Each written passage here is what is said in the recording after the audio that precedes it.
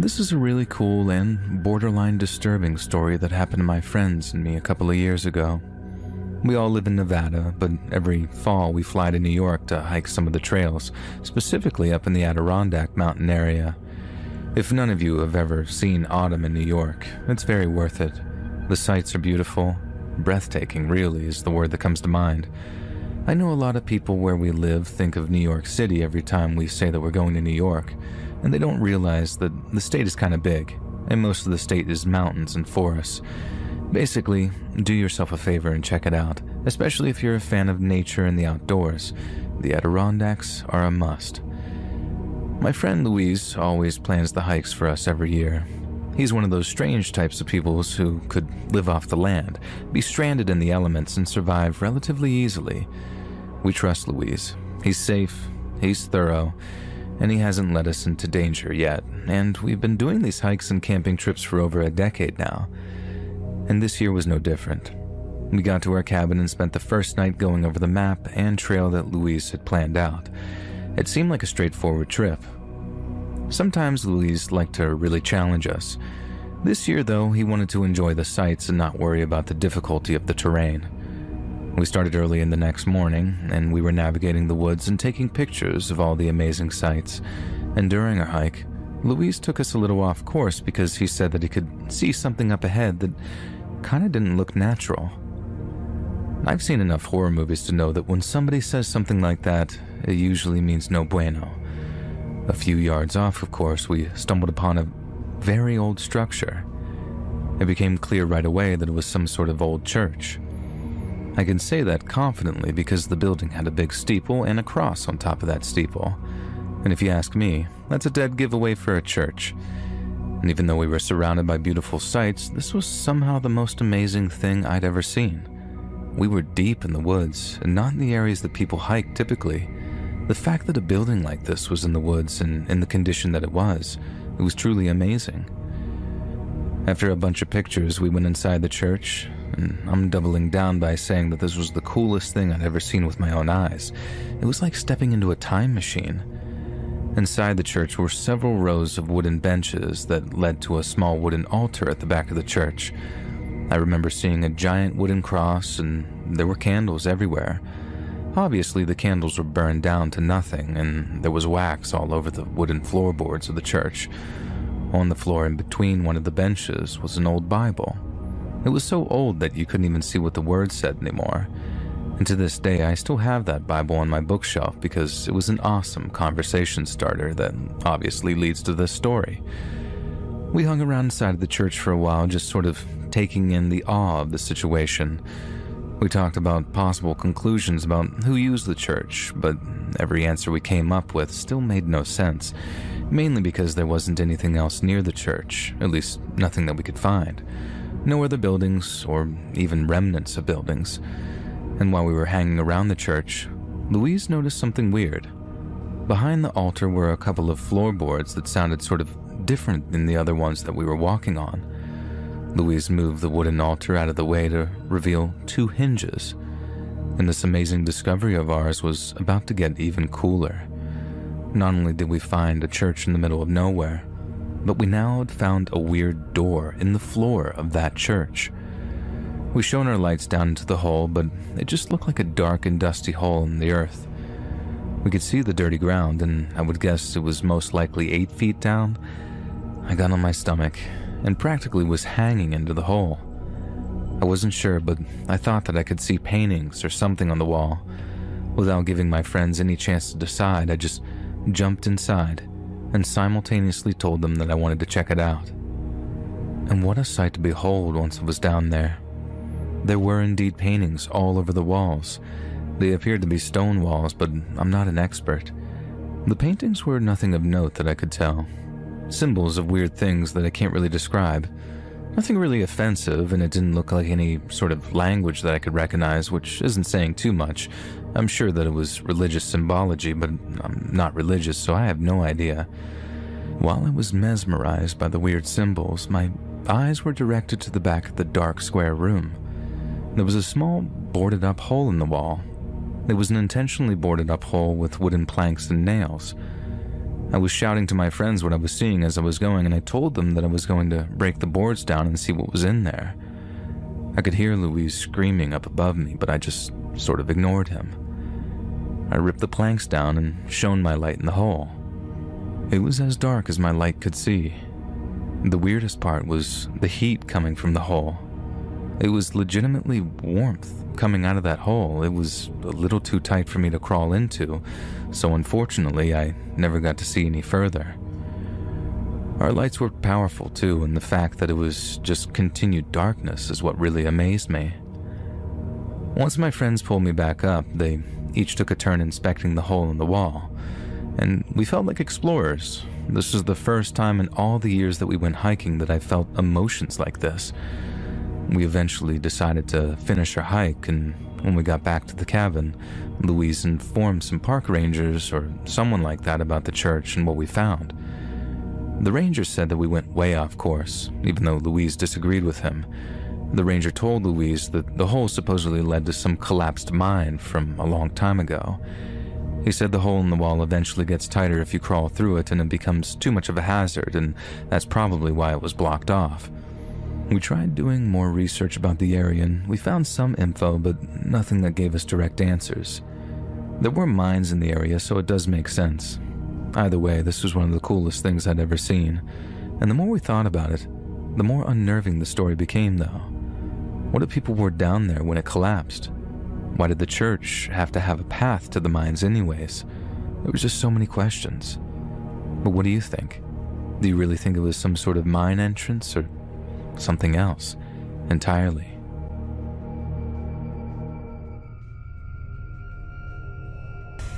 Hey guys, thanks so much for all the support.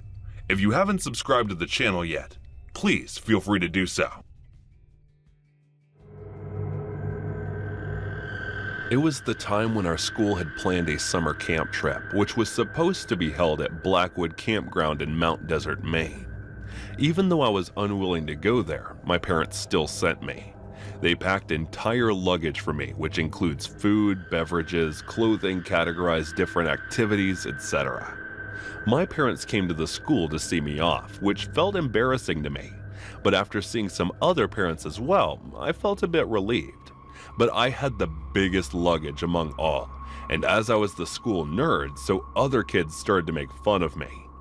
The kids in our school was also divided into different groups: the rich kids, the cool kids, the geeks, the nerds, and the ones whom no one takes notice of.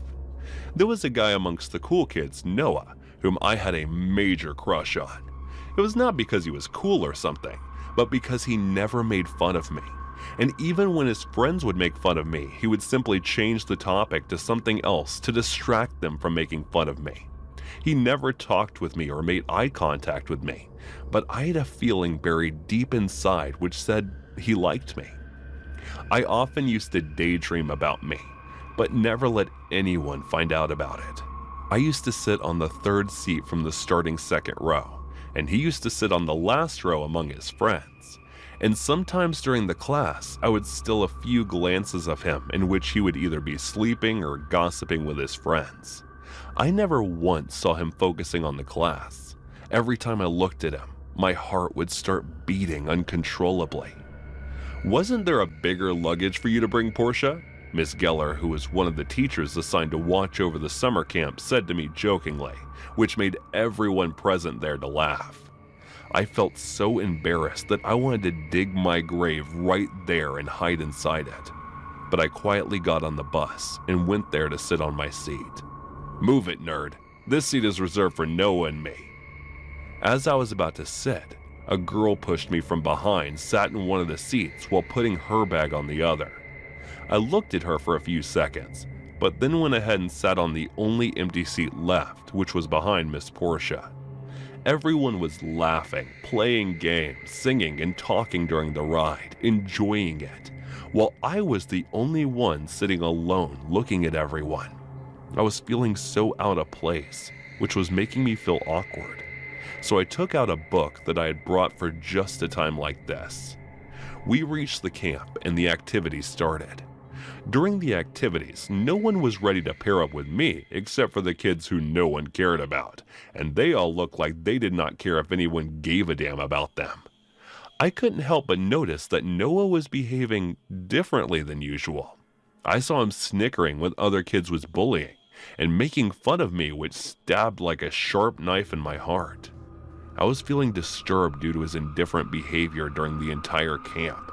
I wanted to talk to him about it, but I wasn't able to gather enough courage for it. On the last day of summer camp, I made up my mind to talk to him no matter what. The last activity we were supposed to do was rock climbing, and I decided to talk to him before that. And it's not like I didn't talk at all. I did talk to him just briefly, and the teacher called us for our turns after that. I was the first one to go, and Noah was supposed to climb after me, but I denied because I wasn't feeling well and sat near a rock and started to watch them.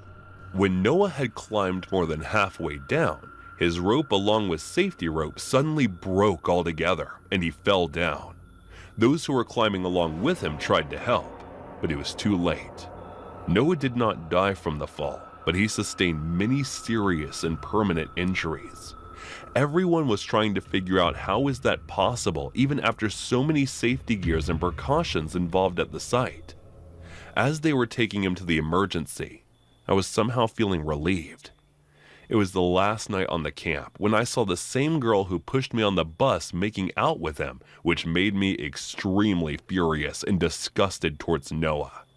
That was when, out of the rage, I sneakily cut all the ropes, carefully knowing that Noah's turn would be the fifth one.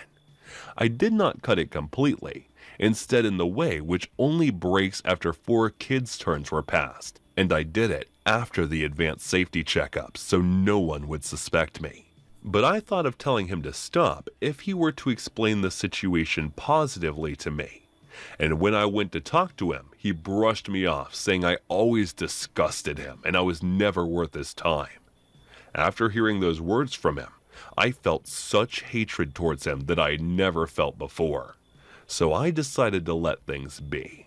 Noah's hands and legs were badly fractured, and he also sustained some injuries on his head. His parents wanted to sue the teachers for being careless, but somehow the whole matter was cooled down. It was found out that someone had cut the ropes in advance, but because no one saw me, and there was no surveillance camera installed at the time, no one was able to find who the culprit was. The problem kids were questioned, but as I had skillfully played the role of a pitiful kid who was always bullied, no one suspected me even a bit. I still feel a bit guilty of Noah's condition, but not that much to feel remorseful for my entire life. The summer was the start of me taking a step forward to the life of crimes.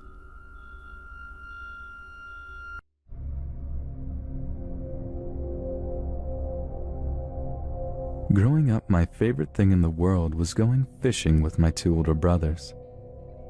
We lived in a very rural area and would often hike out into the woods to go to various creeks to go fishing. We never really caught anything big in the creeks, but it wasn't as much about what we caught as much as it was about spending time with your brothers fishing. Stereotypically, we always got up way early in the morning on fishing day. We would begin hiking out to whichever creek we were going to and would watch the sun as it stole across the sky. It would be fully light outside as we got to where we were headed to. The scariest thing to ever happen on a fishing trip, of course, happened the first time that we had gotten to a new creek. We had set out that morning, determined to go further into the hills than we normally did. We passed by 1 or 2 of our regular fishing spots and kept going deeper and deeper into the woods.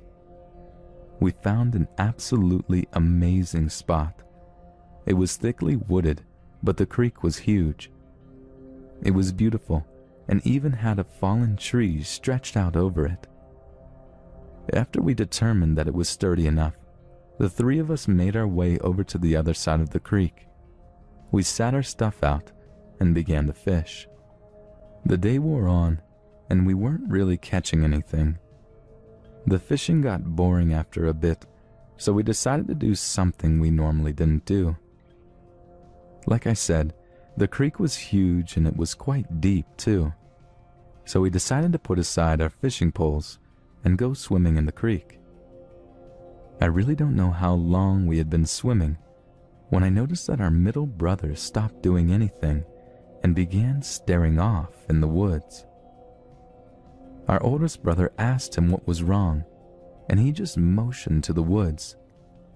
"There's someone out in the woods, watching us," he said. My first thought was that some pervert was out there watching us, but when I followed my brother's finger pointing out towards the woods, those thoughts quickly evaporated. Standing off in the trees was a huge man. It wasn't too dark that we couldn't make out some of his features. He was wearing jeans and a flannel shirt, which struck me as odd as it was pretty warm out. He had a baseball cap on his head that was sitting low over his face. But the most striking feature he had was that he was holding what looked to be a rifle or shotgun in his hand. We weren't sure what to do. Going into the woods, we knew that we were trespassing. We never actually knew whose property we were on, but we did know that the places that we hiked and fished on didn't belong to us.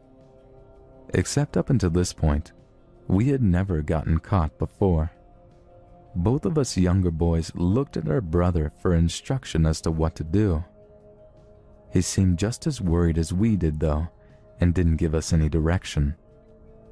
He just kept looking at the man standing there and watched.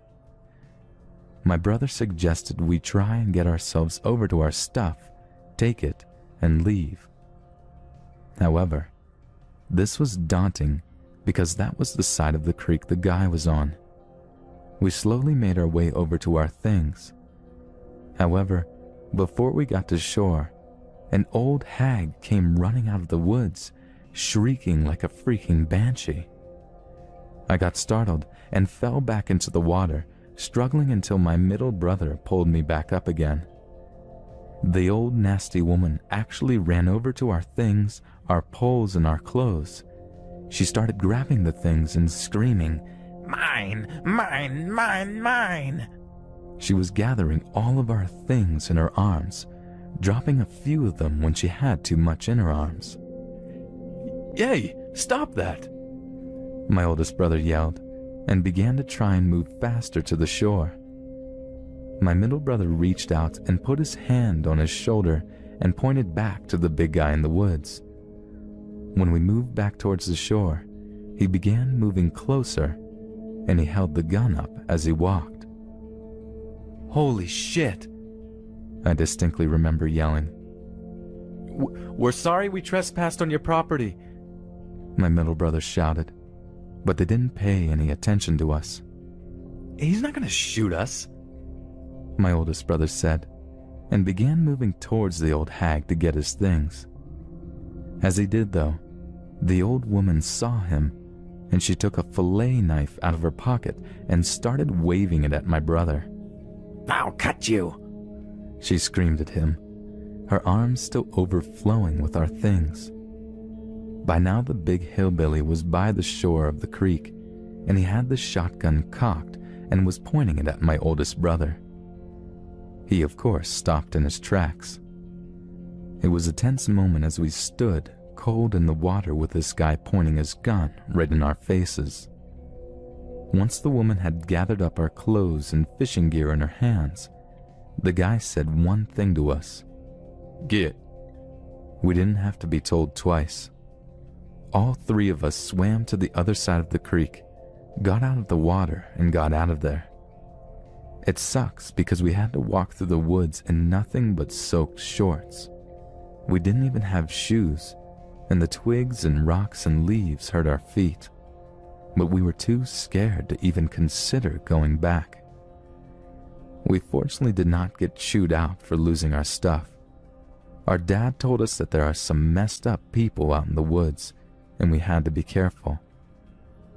It was a long time though before we were brave enough to go fishing again.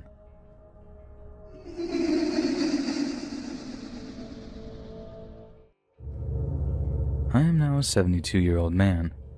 This happened long ago, but I remember it so well. The background was a series of events that placed me in a mountain cabin outside of Frederick, Maryland, circa 1969 or 1970. Just say my life at the time was in disarray. I had dropped out of college, my father had died very badly, and I was alienated. I needed to get my mind right. The opportunity to move to an isolated cabin, to live in contemplation and solitude, was welcome. I had some inheritance money to pay for it. To the best of my memory, I was there 8 to 9 months.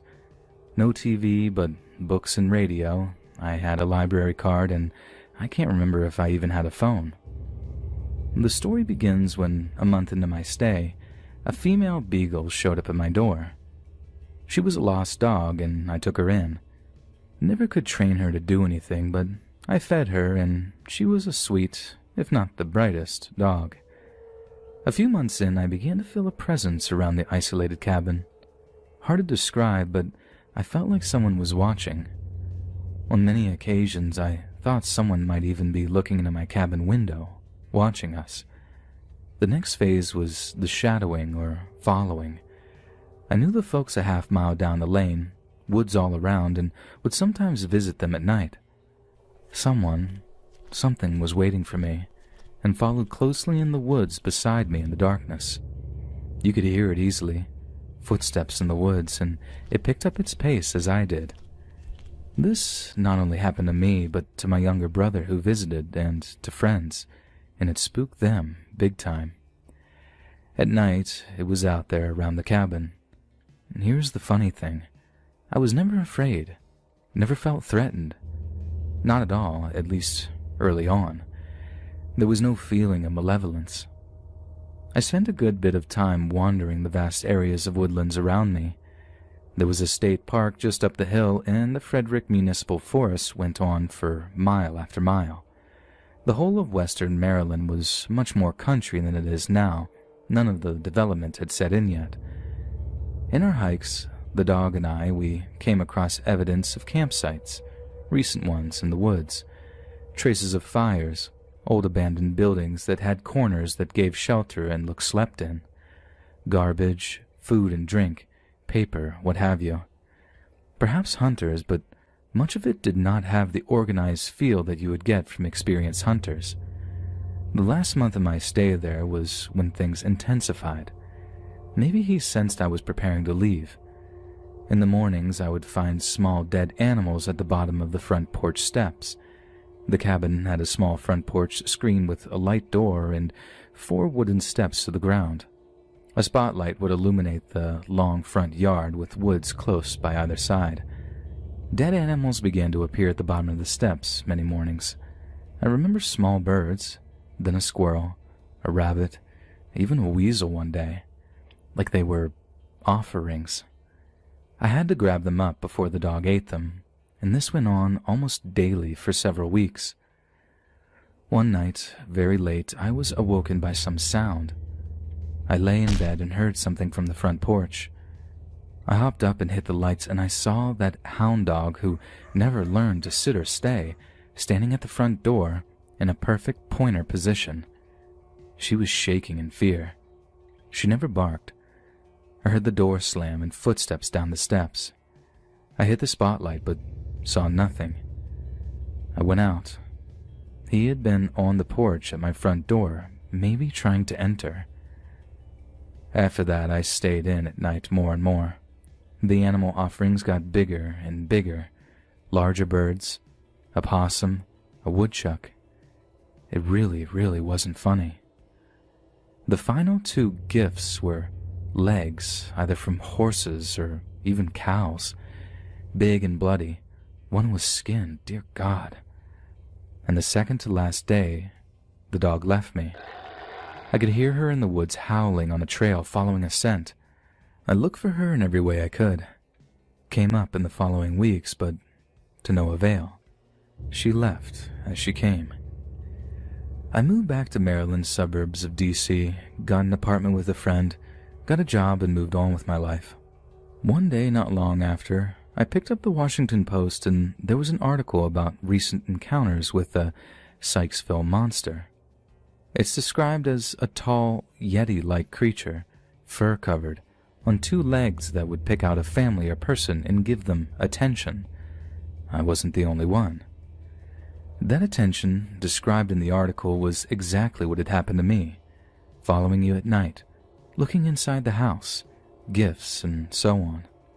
I was shocked. If I had turned on that spotlight and seen a Bigfoot or Yeti, I might still be running. But I think I know who it was. Sykesville, Maryland was the location of the Springfield Hospital Center, a large state psychiatric hospital. It was 20 miles or so east of Frederick, and back then, many folks knew how to live in the woods. They grew up that way, country folks. I think the monster was actually an escaped patient, or just a free schizophrenic who lived outside. This is like all the homeless you see in the cities now, probably off his meds, but somehow functional and just lonely. He would pick people or families to adopt, so to speak. The camps in the woods could have been him. Nothing to do, he would make mischief. I think he liked me, but sensed that I was leaving. Now, I can't prove any of this, it's just my theory. My monster was very much of that time and place, and his behavior was what I noticed in nearly every case then. I don't think he could have survived until the 1980s. Deinstitutionalization of mental hospitals threw the mentally ill out into the streets and took away the shelter of hospitals.